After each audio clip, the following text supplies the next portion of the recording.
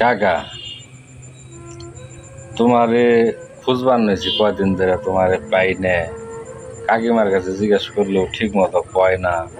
তিনি বলিস ওকে এনে বয়ে রয়েছি, আমারও মন প্রাণ ভালো না, এই জন্য বয়ে রয়েছি। কি কবি? শোনো, এখন আমার তো মোটামুটি বয়স হয়েছে, অন্ত স্তনাগার যা ছিলাম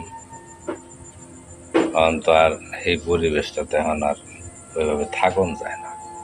এখন আমার একটা ঘর বাড়ি করার লাগবো।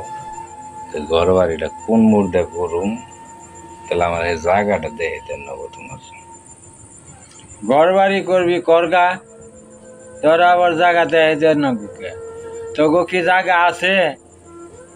তোর বাপে জায়গা আমার কাছে বিক্রি করে গেছে। অহন করবেন জায়গা দাও, ঘর বাড়ি করুন। তোকে যদি বাপে বুঝতো, তোর বাপে যদি বুঝতো যে আমার ছেলে মেয়ে আছে, তারা ঘর বাড়ি করবো, তাহলে আমি জায়গা এগুলা বেশি কে আমার কাছে বেঁচে থইয়া গেছে। আমার কি করার আছে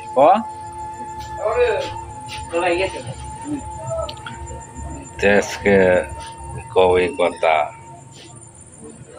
আজ প্রায় 30 বছর বয়স হয়ে গেল গা।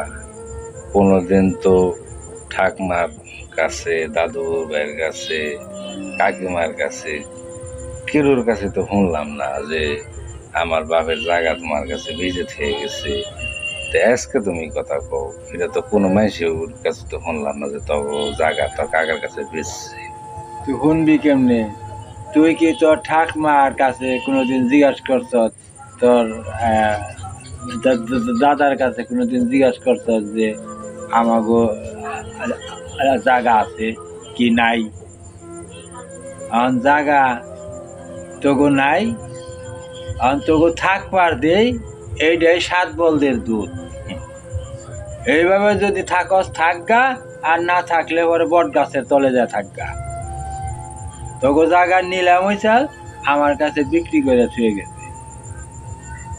এটাই তোমার শেষ কথা? এটাই তো শেষ কথা। নিলাম, আমি কিনে আনছি ঢাকা থেকে। তোর বাপের কইলাম টাকা দে, তোর টাকা দিল না। যে তোমরাই কিনে আনছ, নিলাম, তোমরাই জায়গা নেও গা, আমার জায়গা টাকা নাকবো না। আমরা দিলাম থাকুম কোনে? কোনে থাকবি? থাকগা।